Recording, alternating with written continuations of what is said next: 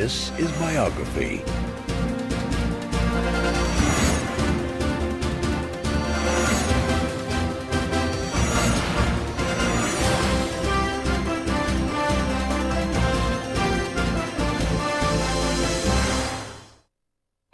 I'm going to amount to something. You wait and see.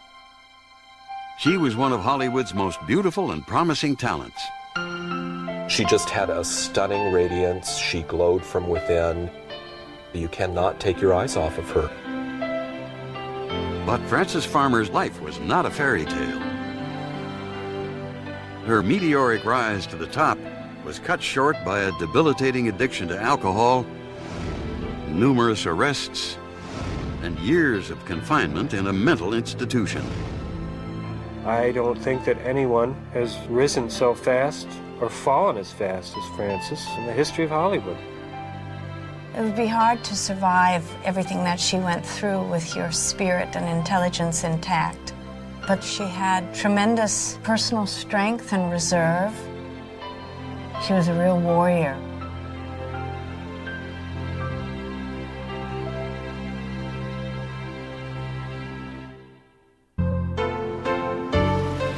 In 1913, Seattle, Washington was growing into a prosperous and culturally progressive city. It was here on September 19th that Frances Farmer was born, the third child of Ernest and Lillian Farmer. Her father was an amiable man and a moderately successful attorney. My grandfather was, by all appearances, very demonstrative, very laid back, very quiet. My sense is that he was aloof emotionally, not really available. Lillian Farmer was a headstrong woman whose volatile temperament overwhelmed that of her meek husband. When Frances was 4, her parents separated. For the next 7 years, she was repeatedly uprooted as Lillian moved her children from one town to another in California. Though Frances longed for the stability her mother seemed unable to provide, she nonetheless adored this energetic woman who recited the poetry of Longfellow as loudly as she denounced the evils of communism. Frances was crazy about her, but she never got very much demonstrations of love in return. One of her slogans was, be yourself and make up your mind and act on it. By the time they returned to Seattle in 1925, Frances was a 12-year-old tomboy. Athletic, intelligent, fiercely independent, she loved weekend visits with her father, clowning around with her siblings, and writing poetry. 2 years later, Frances enrolled in West Seattle High, where she joined the hockey, tumbling, and volleyball teams, became a champion debater, a member of the yearbook and newspaper staff, and even found time to appear in school plays. Frances was maturing into a strong-featured, unconventional beauty. But though she was one of the busiest girls on campus, she remained a loner who rarely socialized with her classmates. It's very interesting to see her yearbook photos because even in the group photos, she's kind of off to the side. I don't think she had a lot of close friends. She tended to keep to herself. In 1929, the Wall Street crash precipitated a nationwide depression. Frances was appalled as people lost their jobs and bread lines sprang up on street corners, while a select few escaped unscathed. Along with thousands of other young intellectuals, she began to question the country's capitalistic society and started to think about the advantages of socialism. Seattle at that time was very labor-oriented and left-wing. And she was obviously very well-read, very smart. So I think she grew up in a place, in a time, and in a family atmosphere where that kind of free thinking was promoted. In 1931, Frances won $100 in the National Scholastic Magazine's student writing contest for her philosophical essay, God Dies. As I understand it, she decided that God had died because she had lost a favorite hat of hers. And after a short time, she found it. Meanwhile, a friend of hers from school, her entire family was killed in an automobile accident. At that point, she figured out that there couldn't be really a God because he would never let anything like that happen. So she said God died. You could tell at 16 this was somebody who was trying to figure things out. She wasn't just kind of a happy-go-lucky teenage girl who was, wearing bobby socks and going on dates. And she was really trying to think things through and find her place in it all. The thoughtful teenager underestimated the furor her composition would stir up. She was denounced from the pulpit and vilified in the press as a dupe of godless communism. I think it was horrible for her. She was not a popular person to begin with. And I think that's when the epithet of her being called a freak started. People started, to stay away from her. Shunned by her peers, Frances eagerly enrolled as a journalism student at the University of Washington.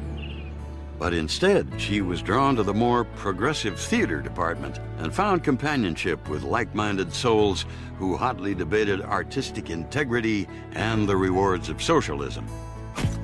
With her striking looks and instinctive gift for acting, she was soon the star of such plays as Uncle Vanya and Helen of Troy. In 1934, local reviewers applauded her performance as a German musical prodigy in the play Alien Corn, and proclaimed that she was destined for Broadway. Acting had become a passion for Frances, and she was determined to make a life for herself on the stage.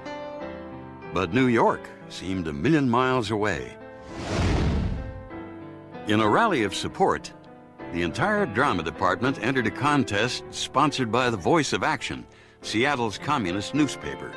They sold enough subscriptions in Frances's name to win her first prize, a VIP tour of the Soviet Union, via Manhattan. Well, I don't think Frances had that great an attraction to go to Russia. The one thing about this contest that attracted her was the fact that it would take her to New York City. And that's where she had decided she wanted to go to get involved in acting in a real serious stage career. But Frances's mother was aghast that she would consider traveling to the Soviet Union, a communist country that few Westerners dared to visit. Fearing that her daughter would be brainwashed, she forbade Frances to go.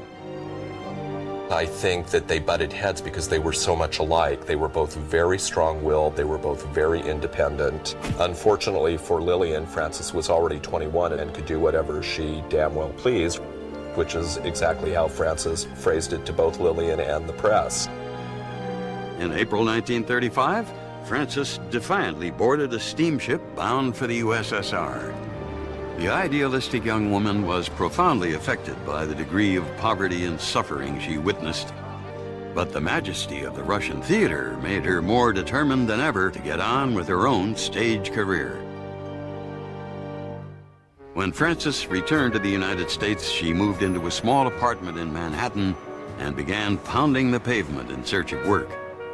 Well, it was the middle of the summer by the time she came back, and that's usually the deadest season on Broadway, so there were no casting calls going out for any stage productions. And one way or the other, Frances met Oscar Serlin, the talent scout for Paramount, and Oscar Serlin arranged for a screen test for her.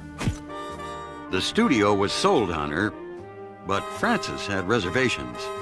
She felt that Hollywood was not a place to be for an actress. In the 1930s, if you were a serious young actor, legitimate theater was Broadway, and Hollywood was the illegitimate theater. Desperate for money, Frances put her dreams on hold and signed a 7-year movie contract with... When she arrived in Hollywood, glamour girls like Jean Harlow and Marlene Dietrich were the ideal. And the studio immediately began grooming Frances Farmer for stardom. Paramount, like all the studios in that day, ran an acting mill. The newly signed people were put through image makeovers. It was a grueling process. She absolutely hated it. Her comment when she saw herself after her first press photos was, "Well, Miss Farmer, it's definitely not you."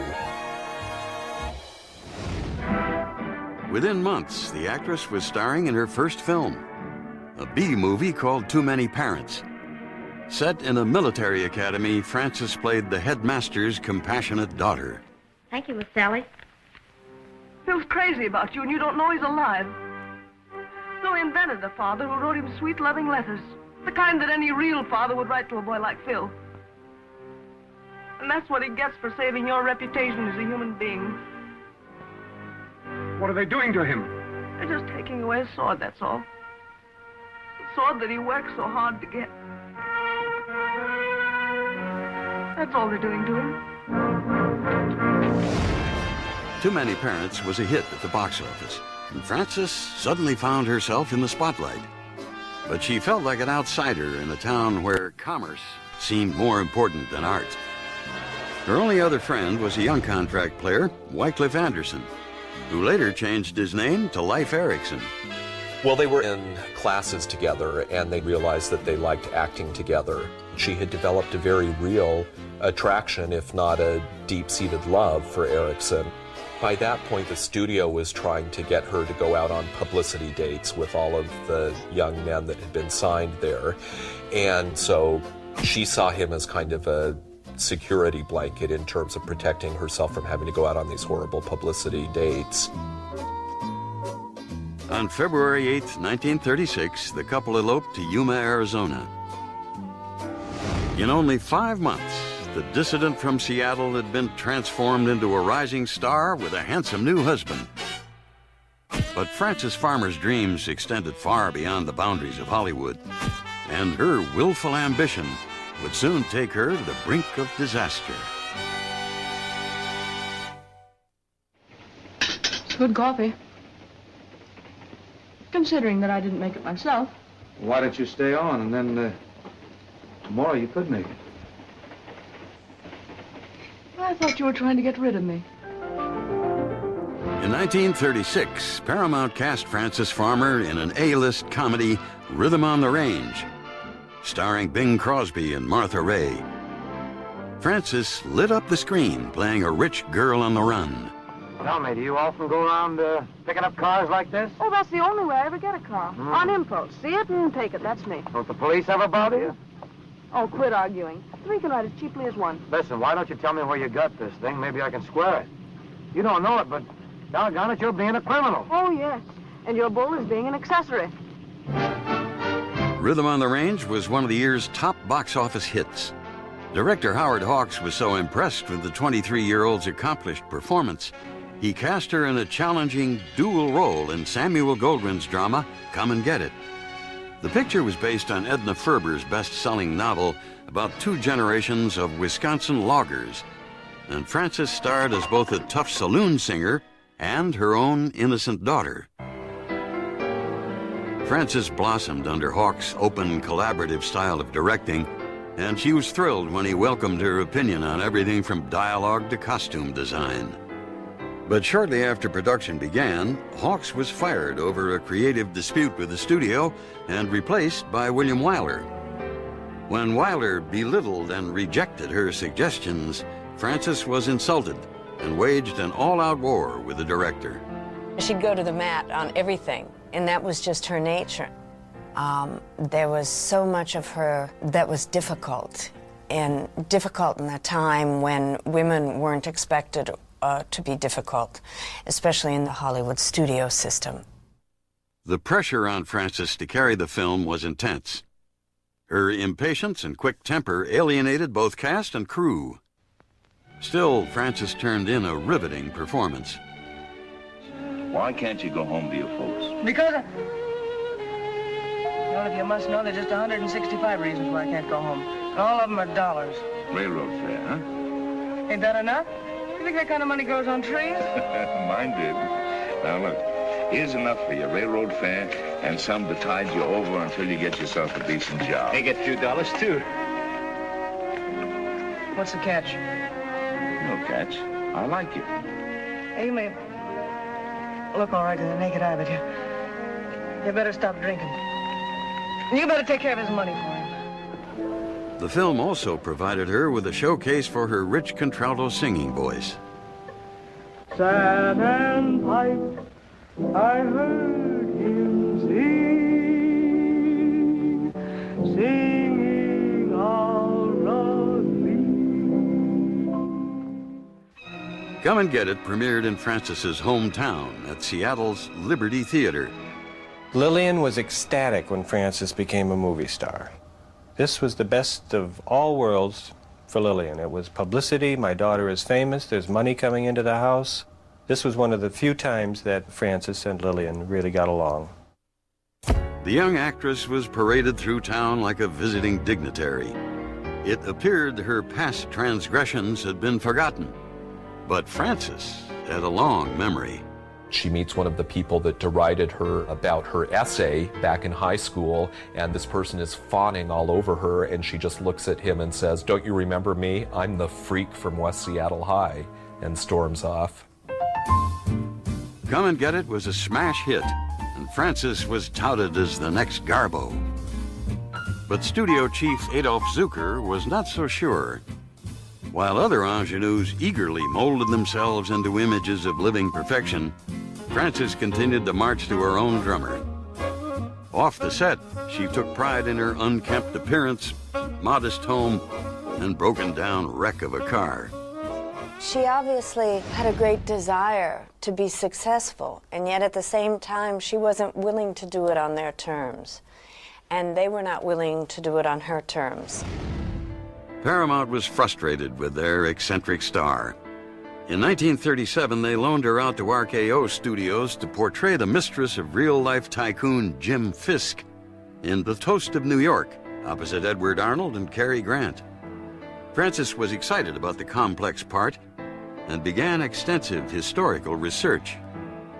But when censors turned the unscrupulous character into a romantic heroine, she fought in vain to restore the integrity of the material. By the end of production, her demand for perfection earned Francis more enemies than it did friends. In a word, I think she had a sense of arrogance. She just made it clear that she felt she was better, which, maybe that was disguised inferiority. Despite her misgivings, The Toast of New York was a success. Francis was rushed into 2 more movies, Exclusive and the Technicolor High Seas drama Ebb Tide, opposite Ray Milland. Who are you? I'm Faith Wishart, Captain Wishart's daughter. He died carrying out orders, if you understand what that means. I'm here in his place. He was taking his cargo into Sydney, and that's where it's going now. Oh, yeah? Shut up. I've warned you fairly. Don't change your course. Now considered one of Paramount's top female stars, Francis was disappointed to discover her status did nothing to improve the quality of material she was being given. She was bright enough to know that most of the stuff she was doing was just churning it out, just lowest common denominator. But she didn't have the ability to kind of shut her brain off, do her gig, go home and have fun. In a desperate attempt to pursue her dream of a career on the New York stage, Francis took on a series of roles in summer stock. To her amazement, she was approached by Harold Clurman, director of New York's left-wing group theater, and offered the starring role in their production of Clifford Odets' new play, Golden Boy. Playing Lorna Moon, a tough tramp from New Jersey, Francis headed a cast that included such talents as Luther Adler, John Garfield, and Elia Kazan.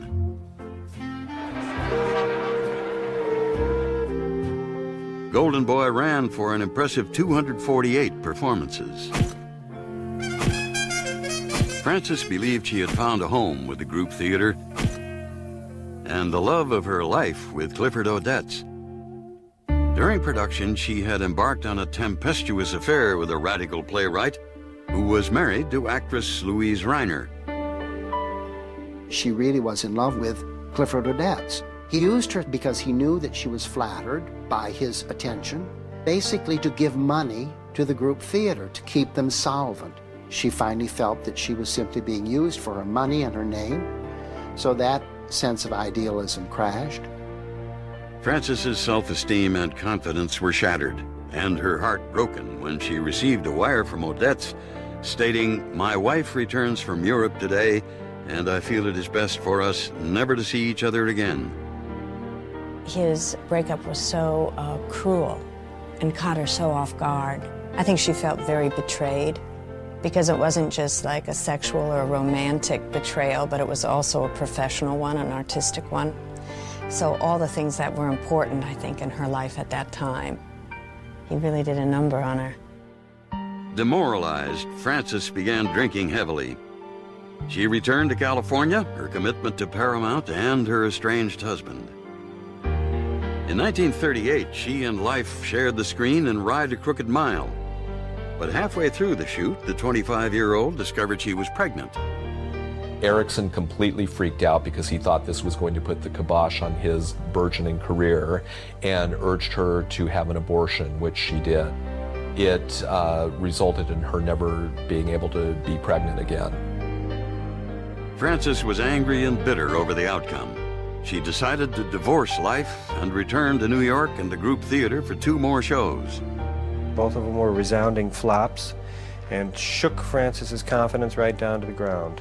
Again, it found her in New York, alone, barricaded in her apartment and drinking.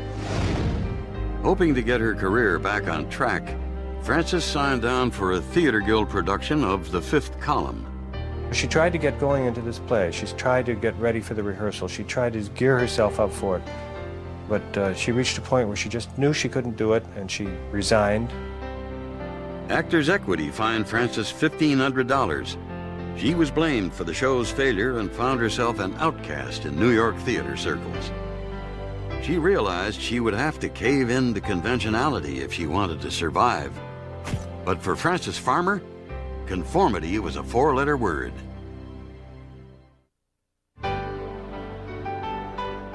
By 1940, Frances Farmer had seen her chances for a meaningful career on the legitimate stage slip through her fingers. At the age of 27, Frances decided she had no choice but to make a life for herself in Hollywood. In an effort to live up to studio expectations, she bought clothes befitting a movie star and rented a lavish house on the beach. Her return was well publicized, and she quietly endured the public wrist slapping. But Frances's compliance went unrewarded. Over the next 2 years, Hollywood's one-time Golden Girl was cast in supporting roles in a series of run-of-the-mill films. Frances was drained by her unsuccessful efforts to reclaim her career. She began taking amphetamines, which were commonly prescribed for depression. The combination of drugs and alcohol only made her behavior more reckless. I think there is a kind of personality shift that happens with alcoholics, at least some alcoholics, and Frances definitely fit that mold. When she was sober, she was elegant and graceful, and you would never hear a off-color remark. But when she was drinking, you would think it was a truck driver. In 1942, despite her questionable reputation, 20th Century Fox borrowed Frances for the supporting role of a conniving beauty in Son of Fury, starring George Sanders and Tyrone Power. A strange fellow, Ben. Moody. Quick to take offense. What would you say, for instance, if you were to learn who told me that I'd find him at the George and Crown the night that he was arrested? What would you say to that, my dear? You wouldn't dare. Wouldn't I? And even if you did, he wouldn't believe you. Why do you think he came back? For revenge? No, for me. He loves me. All his life he's worshipped me. He'll do anything I ask him, believe anything I tell him, even if you were to swear to him on a Bible. Ben, you mustn't believe what he says. It isn't true, Ben. It isn't true. Although Son of Fury was a box office hit, Frances spent a long, lonely year before she was cast in her next project, Take a Letter, Darling. Unfortunately, her drinking was now out of control, and when she failed to show up for rehearsals, she was fired. By the fall of 1942, the United States had been at war for almost a year, and blackout laws were strictly enforced. One night, Frances was stopped by a highway patrolman for driving with her lights on high beam in a dim-out zone. When the officer tried to ticket her, Frances spat out, "You bore me," and took off, pursued by the irate officer. She was hauled into night court, given a suspended sentence of 180 days in jail for drunken driving and put on 2 years probation. The news spread through Hollywood like wildfire. Paramount cancels her contract. She's high and dry. No money, no career. She was frantic. In 1943, Frances was living in a room at the Knickerbocker Hotel and reduced to working for one of Hollywood's Poverty Row studios, Monogram Pictures, in a film called No Escape. She's pretty much hit rock bottom. She evidently on the set sees imaginary people, an imaginary dog that she keeps shooing away. She keeps breaking out in singing at inappropriate moments. The situation came to a head when Frances lost her temper and hit her hairdresser, Edna Burge, with a hairbrush, dislocating her jaw. When Burge pressed charges, authorities discovered that there was already an arrest warrant out for Frances, who still owed $250 on her drunk driving charge. Police officers barged into her hotel room while she was sound asleep in the nude, and all hell broke loose. Knock the doors down. She runs naked into the bathroom, locks that door. They knock that down. And because of an alcoholic blackout, she doesn't realize what has happened. She doesn't really remember why they're here. Why are they doing this to me? They drag her out through the lobby, and again, there are the photographers, and the headlines are just the most unsavory that you can imagine. When Frances was taken down to the station and booked, she offended even the most seasoned officers by describing her occupation with a shockingly lewd term. It was just this instinct for performance gone a little bit off. She knew a remark like that would, at a minimum, raise eyebrows. So she did like to blow minds. The judge asked her about her drinking. She says her famous line, "I put liquor in my milk and in my orange juice, and what do you expect me to do, starve to death?" And then the judge gets very irate and slams her with the 180-day sentence. She picks up an inkwell off a desk, throws it at the judge, and hits him. Then she's dragged out of the court screaming. More photographers, more headlines. Frances was transferred to the psychiatric ward of Los Angeles General Hospital on January 20, 1943. Her humiliated parents flew down from Seattle, and Lillian Farmer immediately attempted to take control of the situation. She blamed the communists for her daughter's condition and penchant for alcohol, and agreed that Frances needed several months of rest in a sanitarium. But despite the hundreds of thousands of dollars Frances had earned, she was destitute. She had given her money to her parents and numerous left-wing causes. The Screen Actors Guild came to her rescue and placed her in the Kimball Sanitarium. Unable to control Frances's outbursts, doctors prescribed a program of 90 insulin shock treatments, which caused her to lapse into brief comas. By the time she was released 8 months later, Frances had given a lot of thought to her future and announced to her mother that she wanted to give up her movie career. Frances really, at one time, wanted to save herself. She wanted to find a life that would be nurturing and that she could actually flourish in. She understood implicitly that continuing with a movie career would be, death for her. But she came up against her mother's will. Lillian was aghast at all this. She was so disappointed that her daughter was like taking away all this stuff that had made her so bright in her eyes there for a while. At one point they had an argument that was so bad that Frances threatened to kill her. And Lillian used that. She had her committed. On March 24th, 1944, Frances was admitted to the Western State Hospital at Steilacoom, where she was diagnosed as schizophrenic and insane. There, she underwent a series of electroshock treatments. Still, she remained defiant and combative. To calm her down, hydrotherapy was also prescribed. Frances was submerged naked in a tub of freezing water and left there for hours on end. After months of continuous treatments, Frances appeared subdued. Considered cured, she was once again returned to her mother's care. But when she made several attempts to run away and was arrested for vagrancy, Frances's mother sent her back to Steilacoom. For somebody like Frances, whose major problem was substance use, her prognosis was excellent.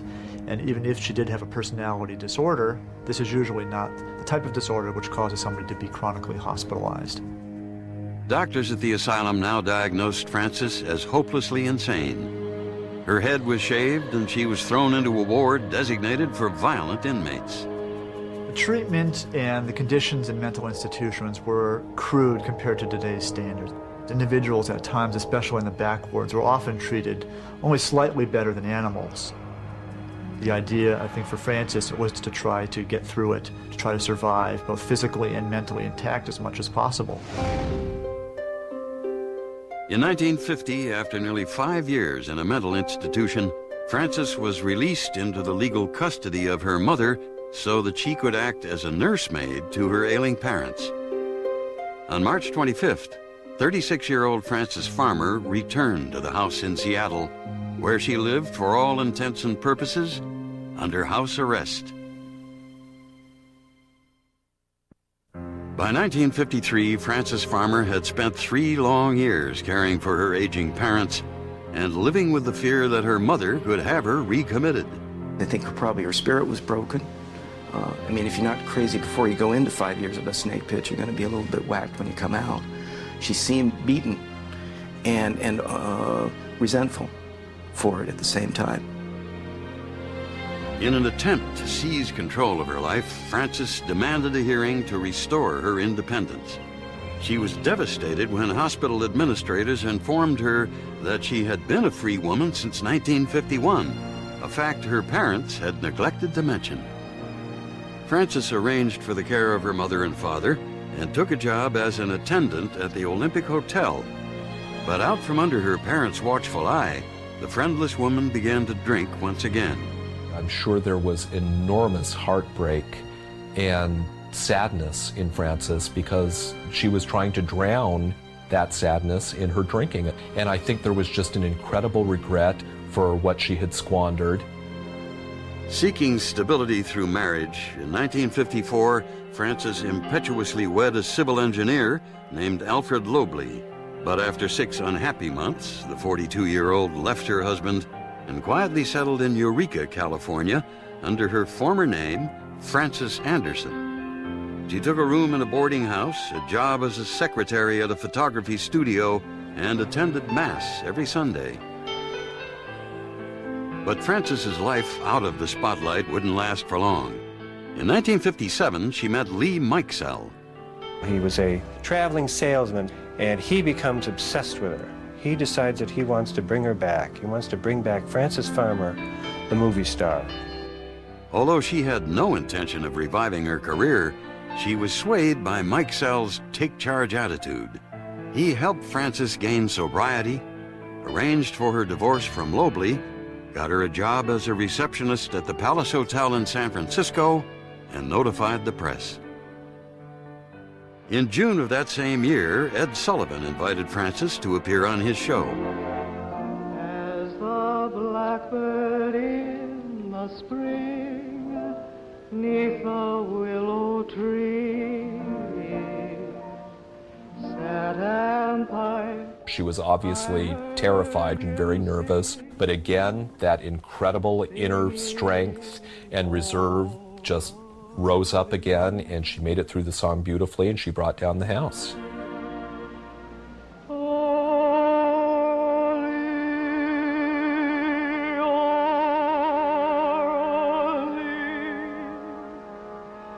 Take my golden ring,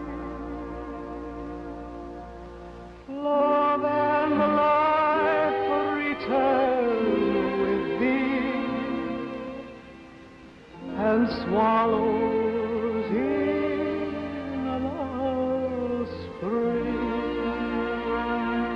Once she was convinced that the reaction from the Ed Sullivan Show was really as warm and as caring as it turned out to be, she was quite willing to come back, knowing that the people really did want her. Almost overnight, Frances was being offered work in regional theater and television. In 1958, Ralph Edwards invited her to be the subject of his hit show, This Is Your Life. But Frances was unprepared for the difficulty of reliving her past in front of millions of viewers. On the sound stages, your brilliant mind fails you now, and you become more and more uncooperative, less and less competent. Resentment against you mounts in all quarters until no more parts are offered you. In loneliness and despair, you turn to drink. You can see the painful memories it dredges up, and you can see some tremendous anger flit across her face. But it seemed very exploitive, which it was. Other stories accused you of being an alcoholic. Were you, Frances? No, I was never an alcoholic. Did you ever use dope? No. If you watch closely, you can see the tears well up in her eye. She bites her lip heavily. You can see the torment she's going through. That same year, after entering into a marriage of convenience with Mike Sell, Frances accepted a minor role in the teen movie The Party Crashers. The experience was disappointing and unsatisfying, but the actress felt revitalized when she returned to the stage with the touring company of the Chalk Garden.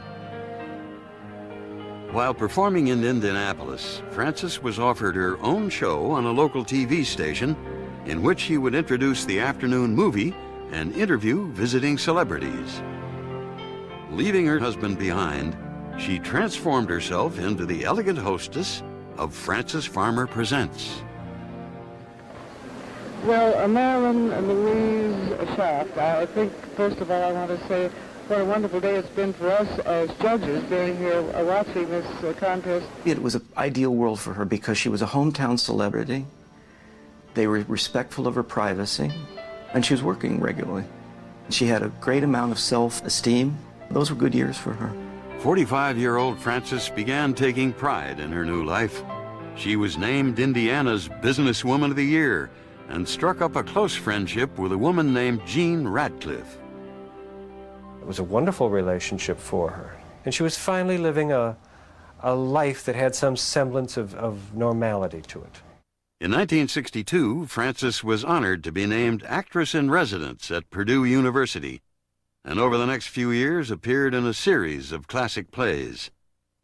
I felt she was very imaginative. I know she was sensitive, and she could have a quality that they, many, many years ago in the theater called spirit and fire, which was that wonderful kind of charismatic thing. But despite her amazing turnaround, Frances was unable to overcome her addiction to alcohol, and in 1964 she was fired from her television show. Making the best of a bad situation, she and Jean moved into a farmhouse outside town, and for the first time in her life, Frances formed a close circle of friends. Frances and Jean, with no money at all, had turned it into a show place. It was warm, inviting, eclectic, and we just spent every weekend with them. Over the next 3 years, Frances was content giving poetry readings, making plans to establish Indianapolis's first repertory company, and working on her autobiography. It was a peaceful and productive period, and her demons seemed at bay. I feel very strongly that if this woman had a place to work and she was doing something that she really respected and loved, if she had that, I think she would have been a very, very happy person. But in April 1970, Frances was diagnosed with cancer of the esophagus. 3 months later, she was admitted to the charity ward of Indianapolis Community Hospital. I remember seeing her one afternoon, and I had gone up the stairs and she didn't know I was there, and the light was hitting her, the sunlight was hitting her just right, and she looked like a young girl, and she was radiant. And I could tell that she was happy, and she wasn't afraid, and she wasn't fearful of facing her own mortality. On August 1st, Frances Farmer died of cancer. She was 56 years old. But Frances's story didn't end there. In the years to come, she would achieve in death the fame more lasting than anything she had known in her lifetime. In 1972, 2 years after her death, Frances Farmer's autobiography, Will There Really Be a Morning?, appeared in bookstores throughout the country. Rumors circulated that Jean Ratcliffe had taken over writing Frances's original manuscript and finished it in the first person. I think that Jean embellished all of the business about the Steilacoom, the mad ward, and the lesbian attack, and all of these things that was from her mind, and she thought it would enhance a possibility for a sale of a movie. You can hear a couple of voices going in it. And some of the more sensationalized passages don't sound like Frances. To add to the growing controversy, in 1978, William Arnold's biography, Shadowland, was published.